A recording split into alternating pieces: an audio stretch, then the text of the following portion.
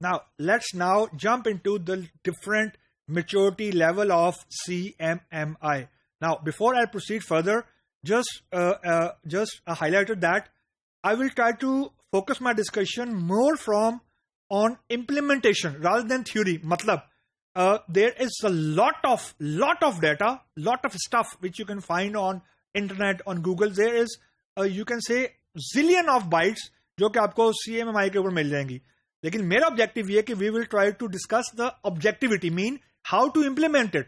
इसको इम्प्लीमेंट कैसे करना है डिफरेंट लेवल्स को, और what is the core. At the core, I mean from implementation view point, what you need, because I am not talking about any theory.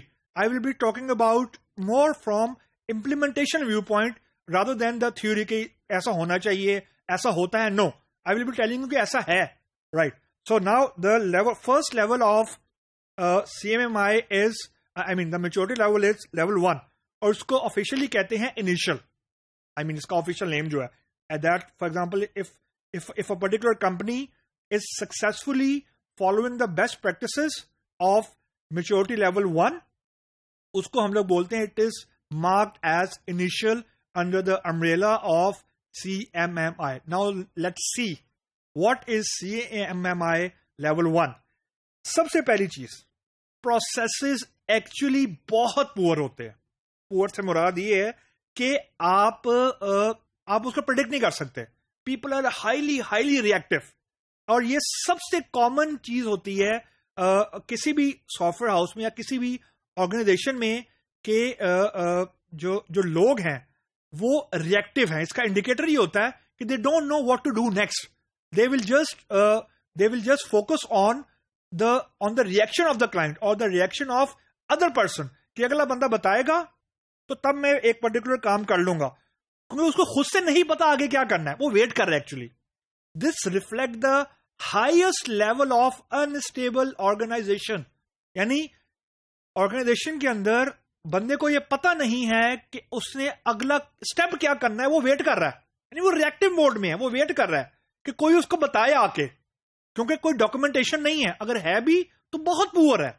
यानी आप predict नहीं कर सकते हैं what will happen in the organisation next, especially from the software engineering view point. मतलब there is no road map actually. मतलब कोई अगर गड़बड़ होगी, we will then fix it. इसको हम लोग टेक्निकली बोलते हैं फायर फाइटिंग, कि आप हर वक्त ऑन योर टोज है, कि किसी वक्त कुछ भी गड़बड़ हो सकती है. रीजन कि you don't have established processes. Established processes से मुराद ये है कि आपको ये पता ही नहीं है कि स्टेप ए के बाद स्टेप बी ने होना था, क्योंकि कहीं लिखा ही नहीं हुआ. अगर कहीं लिखा ही नहीं हुआ तो हाउ वुड यू नो कि स्टेप ए के बाद बी ने होना है, सी ने होना है, डी ने होना है. It's not documented. अगर डॉक्यूमेंटेड है भी तो या तो वो फॉलो नहीं हो रहा या अभी रोल आउट नहीं हुआ. Something has happen.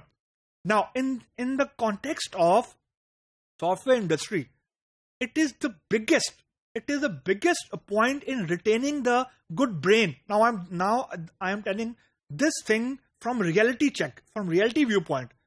जो ब्रेन है, जो अच्छा डेवलपर है, यूं कह लें, जो टैलेंटेड डेवलपर है, जो अच्छा डेवलपर है, उसके लिए सबसे बड़ी चीज जो उसको पिंच करती है कि वो काम भी कर रहा है एंड ही और she is not being get appreciation at the cost of lack of process. कि क्योंकि ऑर्गेनाइजेशन में कोई प्रोसेस मौजूद नहीं है तो उसको अपने काम की एप्रिसिएशन नहीं मिली. जब मैं कह रहा हूं appreciation, I am not talking about from the financial view point, monetary view point से बात नहीं कर रहा मैं कि उसको इंक्रीमेंट मिल गया, उसकी बात नहीं मैं कर रहा. I am just talking about कि उसके काम को कोई अप्रिशिएट करेगा, वर्क वेल डन. अगर वो डेवलपर अगर 8-8 घंटे 12-12 घंटे भी लगा रहा है एंड कोई उसको बताने वाला ही गलत है, यानी उसको वो बता ही कोई गलत रहा है, तो at the end of the day वो सही चीज नहीं बना सकता. This is the highest indicator या one of the core reason why top notch brains leave any particular company, especially IT, I mean software house के अंदर. This is one of the core reason कि organisation इतनी unstable है कि वो talent को retain नहीं कर पा रही. और सॉफ्टवेयर हाउसेस के अंदर टैलेंट को रिटेन करना is one of the most critical factor, क्योंकि it's not about buildings. So the point is कि लेवल 1 का जो मेच्योरिटी लेवल है वो बेसिकली रिफ्लेक्ट करता है पुअरली डॉक्यूमेंटेड प्रोसेस, और हर वक्त फायर फाइटिंग पे, यानी हर वक्त कुछ ना कुछ there is a fear every time के हर वक्त ये फियर है कुछ ना कुछ गड़बड़ होगी, और जब गड़बड़ होगी तब देखेंगे क्या करना है, क्योंकि कोई पॉलिसी है ही नहीं, कोई प्रोसेस है ही नहीं कि what to do when there is some mishap और देयर इज सम इमरजेंसी, और या नॉर्मली भी कोई स्टेप यानी कोई प्रोसेस डिफाइन ही नहीं है.